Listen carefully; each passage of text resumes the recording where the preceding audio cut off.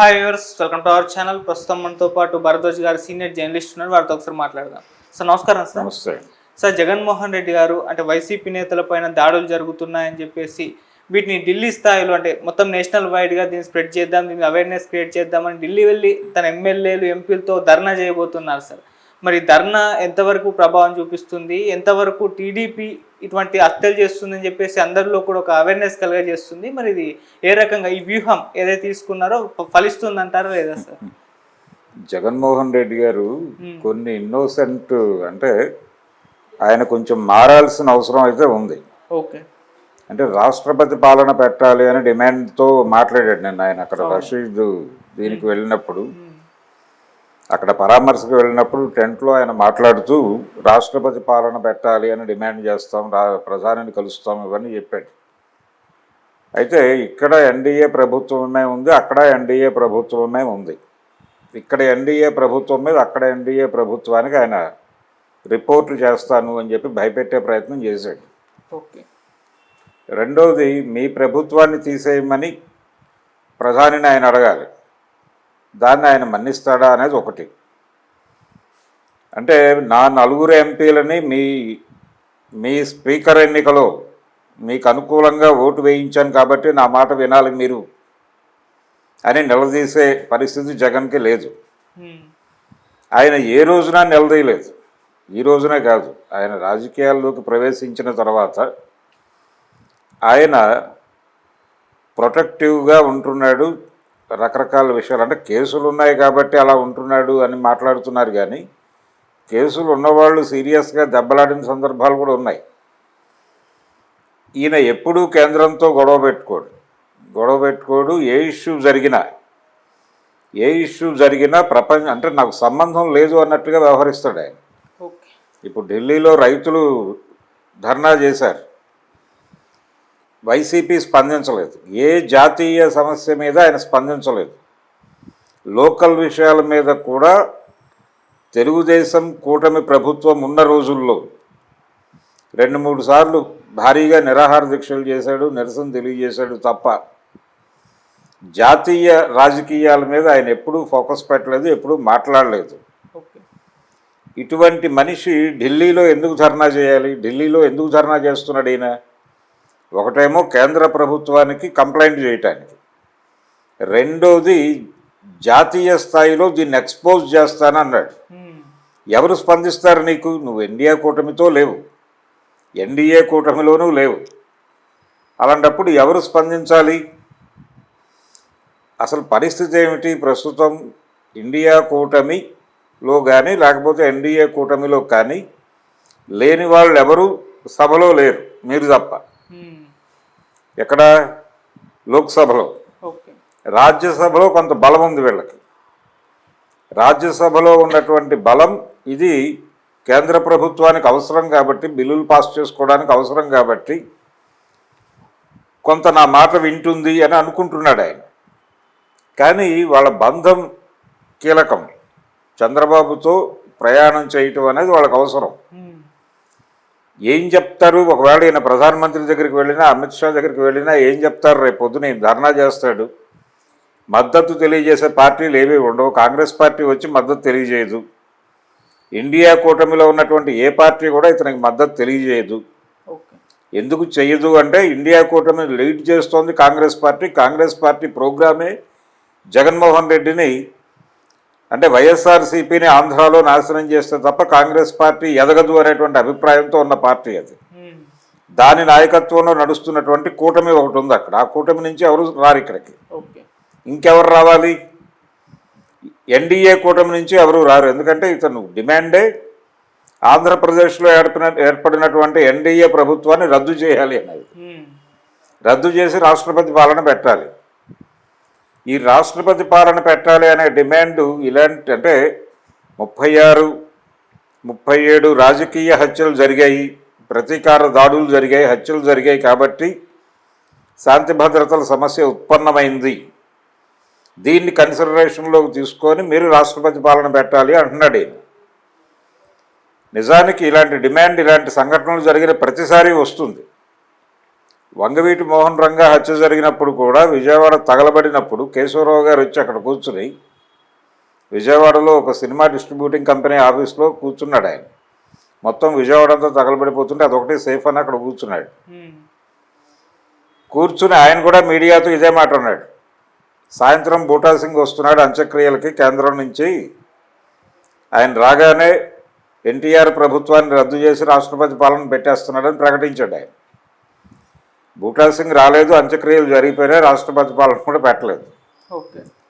కేశవరావు ఆ మాట అన్న తర్వాత వైఎస్ రాజశేఖర రెడ్డి వీళ్ళందరూ ఆ డిమాండ్ చేశారు. అప్పుడు ఏం జరగలేదు. కాబట్టి ఇలాంటి నిజానికి అది చాలా పెద్ద సంఘటన. చాలామంది నమ్మారు కూడా నిజంగానే బూటా సింగ్ వస్తున్నాడు అని. ఆ వాతావరణం ఉండింది. ఇప్పటి పరిస్థితి ఏంటి? ఈ జరుగుతున్నటువంటి హత్యలు, దాడులు, వీటికి సంబంధించి ఆయన చేయవలసిన పని ఏమిటంటే ఇప్పుడు ఢిల్లీ వెళ్ళి ధర్నా చేయడం కాదు, రాష్ట్రపతి పాలన పెట్టాలి లాంటి డిమాండ్లు చేయటం కాదు ఆయన చేయవలసింది. అది పిచ్చి డిమాండే. ఇది మానేయాలి ముందు ఆయన. రెండోది, నా ఎస్సీ, నా ఎస్టీ, నా బీసీ అంటూ ఎన్నికల ప్రచారం చేశాడు ఆయన. ఆ ప్రచారంలోనే ఒక లోపం ఉంది. అంటే నువ్వు సమాజాన్ని ఒక సెక్షన్గా డివైడ్ చేసి ఇవి నా ఓట్లు అని చెప్పి నువ్వు ఒక సూట్ కేసులో పెట్టుకుని ఆ సూట్ కేసులకి వాలంటీర్ వ్యవస్థని ఒక కాపలాదారుని పెట్టి నా సూట్ కేసులు సేఫ్గా ఉన్నాయి నేను మళ్ళీ గెలిచేస్తాను అనే భ్రమలోకి వెళ్ళి వై నాట్ 175 అని నినాదం ఇచ్చి గందరగోళం చేశాడు ఈయన. ఇవి నా ఓట్లు సెక్యూర్ చేసుకున్నాను కాబట్టి నాకు ఇంకెవరితోనూ సంబంధం లేదు, ఎవరితోనూ పని లేదు, నిమిత్తం లేదు అన్నట్టుగా వ్యవహరించాడు ఆయన. ఇంట్లో పడుకున్నాడు, మేట నొక్కాం, డబ్బులు పడుతున్నాయి, వాళ్ళకి డబ్బులు వెళ్ళిపోతున్నాయి, సూట్ కేసుల్లో ఓట్లు హ్యాపీగా ఉన్నాయి. సూట్ కేసులు తెరవగానే ఇవన్నీ వెళ్ళి అక్కడ ఈవీఎంల మీద వాలి గుద్దేస్తాయి ఫ్యాన్కి, నేనే ముఖ్యమంత్రిని మళ్ళీ అనుకున్నాడు. ఓకే. అనుకుని ఏం చేశాడు? ఏదైతే ఓట్లు సెక్యూర్ చేసుకున్నాడో ఆ ఓట్లు ఎవరిని సెక్యూర్ చేశాడో ఆయన ఓపెన్గా చెప్పాడు. అలా చెప్పకూడదు కదా, నీ ఇంటి రహస్యం నువ్వే ఇల్లెక్కి కూస్తే ఎలాగా? నేను వీళ్ళందరినీ సెక్యూర్ చేసుకున్నాను, నన్ను ఎవరు ఏం పెగ్గలరు అన్నట్టు మాట్లాడాడు ఆయన. అప్పుడు ఏమైంది? సమాజం మొత్తం ఇతర సెక్షన్స్ ఉంటాయి, అవి కన్సాలిడేట్ అయినాయి. ఆ కన్సాలిడేషన్ ప్రభావం వీటి మీద పడుతుంది. ఎందుకు పడుతుందంటే ఈయన చెప్తున్నటువంటి ఈఎస్సీలు, ఈబీసీలు, బీసీల్లో కొంతవరకు తెలుగుదేశం వైపు వెళ్ళిపోయారు, కొంత పర్సంటేజే ఈయన వైపు ఉంది. ఎస్సీల్లో, ఎస్టీల్లో మేజర్గా జగన్తో ఉన్నారు. అయితే వీళ్ళందరూ ఎక్కడ పనిచేస్తారు? రోజువారీ వీళ్ళ జీవనం, నువ్వు ఇచ్చే సంక్షేమ పథకాల డబ్బులు వస్తాయి, ఓకే, కానీ వీళ్ళందరూ కూడా ఎక్కడ పనిచేస్తారు? నువ్వు ఎవరినైతే మార్జిన్లో గెంటేసావో ఆ ఓసీల ఇళ్లలో పనిచేస్తారు, వాళ్ళ ఫ్యాక్టరీల్లో పనిచేస్తారు, వాళ్ళతో రోజువారీ సంబంధాలు ఉంటాయి వీళ్ళకి. ఈ సంబంధాలు బెడిసిపోకూడతాయేమో, వీళ్ళందరినీ శత్రువులు అన్నాడు ఆయన. వర్గ పోరాటం జరుగుతోంది ఆంధ్రప్రదేశ్లో. అదేమిటి, ఒక విచిత్రమైన పదం వాడాడు, పెత్తందారులకి పేదలకి మధ్య యుద్ధం అన్నాడు. ఈ పేదల తరఫున నువ్వు వర్గ సమాజం తీసుకొచ్చి అసలు ఆస్తులన్నీ జప్తు చేసి జనాలందరికీ సమానంగా పనిచేసేలాంటి ప్రోగ్రామ్ ఏం లేదు నీ దగ్గర. ప్రోగ్రాం లేనప్పుడు ఇలాంటి పిచ్చి నినాదాలు ఇవ్వకూడదు. ఇచ్చినప్పుడు ఏమవుతుంది? వీళ్ళేమో జగన్తో ఉన్నట్టుగానే నటించారు. ఎందుకంటే జగన్తో ఉన్నట్టు నటించకపోతే ఈ సంక్షేమ పథకాల ఫలాలు రావు. అలాగని చెప్పి జగన్తోనే ఉంటే వీళ్ళు వ్యతిరేకం అవుతారు. ఎవరి దగ్గర అయితే వీళ్ళు పనిచేస్తున్నారో వాళ్ళు వ్యతిరేకం అవుతారు. దాంతో వీళ్ళల్లో మెజారిటీ ఏదైతే నా సూట్ కేసులో పెట్టుకున్నాను భద్రంగా అని జగన్ అనుకున్నాడో వాళ్ళందరూ వెళ్ళి అక్కడ వేశారు. మెజారిటీ ఓట్లు అటు వెళ్ళినాయి. దాంతో దెబ్బతిన్నాడు ఈయన. అసలు ఆ సెక్యూర్ చేసుకున్నానని చెప్పడం ఎందుకు, మిగిలిన వాళ్ళతో నాకు పని లేదని చెప్పడం ఎందుకు? ఎలక్షన్ స్ట్రాటజీలోనే మిస్టేక్ ఉంది ఆయనకి. నిజానికి ఆరామస్థాన్ సర్వేలో కూడా జనాలు ఆయన్ని మోసం చేశారు. ఆరామస్థాన్ని జనం ప్రాపర్ రిపోర్ట్ ఇవ్వలే అతనికి. ప్రతి ఒక్కడు జై జగన్ అన్నాడు. ఎందుకంటే అప్పటికి ఇంకా రావాల్సిన ఫలాలు ఉన్నాయి. ఇతను వెళ్ళి ఎవరికి వేస్తారు మీరు ఓటు, ఏ పద్ధతిలో వేస్తారు అని వీళ్ళు ఎంక్వైరీ చేసినప్పుడు జనం సిద్ధంగా లేరు.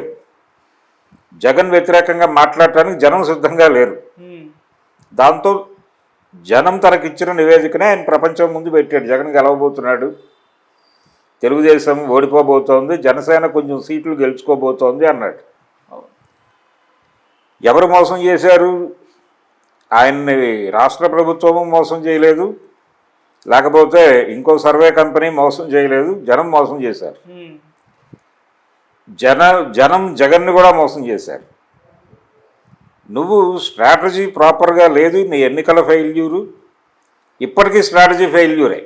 ఇప్పుడు కూడా ఆయన ఈ రాష్ట్రపతి పాలన అనే నినాదాలు, నేను మేట నొక్కాను, నేను ఓడిపోయాను అనే మాటలు మానేసి ఇప్పటికైనా కన్ఫెస్ అయ్యి, జనం ముందుకు వచ్చి కన్ఫెస్ అయ్యి, అయ్యా నేను అధికారంలో ఉన్నన్ని రోజులు తడబడ్డాడు ఆయన. నిన్న ఆ టెంట్ దగ్గర రషీద్ కుటుంబాన్ని పరామర్శించిన తర్వాత టెంట్లో మాట్లాడేటప్పుడు చాలా తడబాట్లకు గురయ్యాడు. అంటే పేపర్ లేకపోతే మాట్లాడలేడని ట్రోల్ మొదలుపెట్టేశారు. ఈయన కన్ఫెస్ అవ్వాలి, జనం ముందుకు వెళ్ళి ఇవన్నీ మాట్లాడటం కాదు, నా వైపు నుంచి కొన్ని తప్పులు జరిగినాయి, అది వాస్తవం, నేను గుర్తించాను, మీరు మీ బిడ్డకి గుణపాఠం నేర్పాలనుకున్నారు, గుణపాఠం మీ బిడ్డ తీసుకున్నాడు, అర్థమైంది, ఫర్దర్గా ఈ తప్పులు జరగవు అని చెప్పి ప్రభుత్వంలో ఉన్నటువంటి పెద్దలు ఈ దాడులు వెనకాల ఉన్నారు, వాళ్ళు ప్లాన్డ్గా ఈ దాడులు చేయిస్తున్నారు, చంపించేస్తున్నారు అని తెలుగుదేశం పార్టీ ఆఫీస్ ముందు కానీ చంద్రబాబు నాయుడు ఇంటి ముందు కానీ ఒక ధర్నా కార్యక్రమం చేసి వెళ్ళి ఒక డైలాగ్ మాట్లాడి ఇటువంటి రాజకీయ కక్ష సాధింపు హత్యలు ఆపుతారా ఆపరా, ఒక హామీ ఇవ్వండి, ఇదిగో నివేదిక, మేము నిర్వహించినటువంటి సర్వేలో మాకు లభించినటువంటి వివరాలు ఇవి, దీని మీద ఎంక్వైరీ చేయించండి సిట్టింగ్ జడ్జితో, దాని మీద నిర్ణయం తీసుకోండి, ఫర్దర్గా ఇలాంటి హత్యలు జరిగితే మాత్రం మేము రాష్ట్రాన్ని స్తంభింపజేస్తాం. అది కదా నువ్వు చేయవలసింది. అది మానేసి ఢిల్లీ వెళ్ళి ధర్నా చేస్తాను, ప్రధానితో మాట్లాడతాను, అమిత్ షాతో మాట్లాడతాను, ఇక్కడ రాష్ట్ర ప్రభుత్వాన్ని తొలగింపజేస్తాను, రాష్ట్రపతి పాలన పెట్టి, ఇవన్నీ అయ్యే పనులా, ఇవేవీ అవవు, శ్రమ తప్ప. ఇక్కడి నుంచి ఎంపీలని ఎమ్మెల్యేలని అందరినీ తీసుకెళ్ళి అక్కడ ధర్నా చేయటం వల్ల ఏమీ ప్రయోజనం ఉండదు. జాతీయ స్థాయిలో ఈయనతో కలిసి వచ్చేటువంటి నాయకుడు ఎవడు లేడు. ఎందుకు కలిసి రాడనేది నేను ఇందాకే చెప్పా. కేంద్ర ప్రభుత్వం ఈయన మాటలని పట్టించుకునే అవకాశం లేదు. రెండోది, నీ డిమాండే ఇబ్బందికరమైన డిమాండ్. రాష్ట్రపతి పాలన పెట్టడం అనేది అమాయకపు డిమాండ్. ఇది జనరల్గా మాట్లాడే డిమాండ్. ఇక్కడ మాట్లాడచ్చు, ఆయన టెంట్లో మాట్లాడేసాడు, అయిపోయింది. చంద్రబాబు ఇంటి ముందు కదా నువ్వు ధర్నా చేయాల్సింది, లేదా తెలుగుదేశం పార్టీ ఆఫీస్ ముందు కదా నువ్వు ధర్నా చేయాల్సింది. చనిపోయినప్పుడు ఆ బాడీని తీసుకుని ఒక హైవేని బ్లాక్ చేసి ప్రభుత్వం వచ్చి సమాధానం చెప్పాలి అని కూర్చుంటే ఎందుకు రాదు? ఇప్పుడు నందిగామ దగ్గర ఆ రోజుల్లో మార్కెటింగ్ శాఖ మంత్రి వెంకటేశ్వరరావు ఉండేవాడు. ఆయన గ్రామంలోనే ఒక దళితుడిని చంపేశారు, బల్ల అర్లప్ప అనేటువంటి దళితుడిని చంపేస్తే ఆ డెడ్ బాడీని తీసుకుని అప్పుడు అక్కడ ఉన్నటువంటి దళిత సంఘాలు వచ్చి హైదరాబాదు విజయవాడ హైవే మీద కూర్చున్నారు. వచ్చి మంత్రి సమాధానం చెప్తే కానీ బాడీని తీసుకెళ్ళమని. మొత్తం ట్రాఫిక్ జాము. ఫైనల్గా ప్రభుత్వం వెళ్ళి మాట్లాడి ఎంక్వైరీ కమిషన్ వేశారు. అది ఎలా ఎటు తేలింది, ఎవరిని దోషులు చేశారు, శిక్షలు పడ్డాయా లేదా అనేది వేరే గొడవ. నువ్వు చేయవలసిన పని అది. ఆ రషీద్ బాడీ తీసుకెళ్ళి ఒక చోట కూర్చో, ధర్నా చేయి, నువ్వు ప్రోగ్రాంలో ఉండు. ఎన్టీ రామారావు గారు ప్రతిపక్షంలో ఉన్న రోజుల్లో ఇలాంటివి ఏమైనా జరిగితే అంటే లాయర్లు హైకోర్టు బెంచ్ కోరారు. ఏది హైకోర్టు బెంచ్ కావాలి ఎక్కడ, కృష్ణా గుంటూరు జిల్లాల మధ్య అని అడిగారు. దాని మీద మొత్తం కోర్టులు బాయ్కాట్ చేశారు. దాదాపు 2 నెలలు బాయ్కాట్ జరిగింది. వాళ్ళు టెంట్ వేసి కూర్చుంటే ఎన్టీఆర్ వచ్చి ఆ టెంట్లో కూర్చున్నాడు, పరామర్శించి వెళ్ళా, అక్కడ కూర్చున్నాడు ఆ రోజంతా. వచ్చిన వాళ్ళందరితోనూ ఈయనే మాట్లాడాడు. ఆ ఉద్యమం ఈయన నడిపిస్తున్న ఇమేజ్ ఇచ్చాడు. ఆయన ఏం కష్టపడలా. వాళ్ళు చేస్తున్న ఉద్యమంలోకి ఈయన వెళ్ళి కూర్చుని ఉమ్, అటెన్షన్ తన వైపు గ్రాబ్ చేసి ఆటోమేటిక్గా గ్రాబ్ అయిపోతుంది. నెల్లూరు జిల్లాలో మద్యపానం నిషేధం కోసం ఆవిడెవరో ఉద్యమం చేస్తుంటే రోసమ్మ అని ఆవిడ ఈయన వెళ్ళిపోయి అక్కడ కూర్చున్నాడు. అది కదా నువ్వు చేయవలసిన పని. ఇప్పుడు 89 నుంచి 94 మధ్య ఎన్టీ రామారావు గారు ఏం చేశాడో అది నువ్వు చేయాలి. ఇప్పుడు ఉమ్, చేస్తే ఆయనలాగానే 5 సంవత్సరాల తర్వాత తిరిగి అధికారంలోకి వస్తావు. ఓకే. ఈ డిమాండ్లు నువ్వు ఈ లోపు నువ్వు చేయవలసిన పని ఏమిటి? నీ కేసులు ఉన్నప్పటికీ ఎన్డీఏకి వ్యతిరేకంగా నువ్వు ఉండాలి. ఇక్కడ ఎన్డీఏకి నువ్వు వ్యతిరేకమే, కేంద్రంలో ఎన్డీఏతో మళ్ళీ స్నేహం ఎందుకు? అక్కడ కూడా శత్రుత్వమే ప్రకటించు. అరెస్టులు ఏం జరగవు. ఇంకొక ప్రచారం ఉంది నిజానికి ఏపీలో, జగన్ అభిమానుల్లో ఒక ఆందోళన ఉంది. అదేంటంటే తెలుగుదేశం పార్టీ కక్ష సాధింపు చర్యలు చేస్తున్న మాట వాస్తవమే, దాడులు జరుగుతున్నాయి. జగన్మోహన్ రెడ్డిని చంపేస్తారేమో ఈ 5 ఏళ్ల లోపు అనే భయం కూడా ఉంది. ఓకే.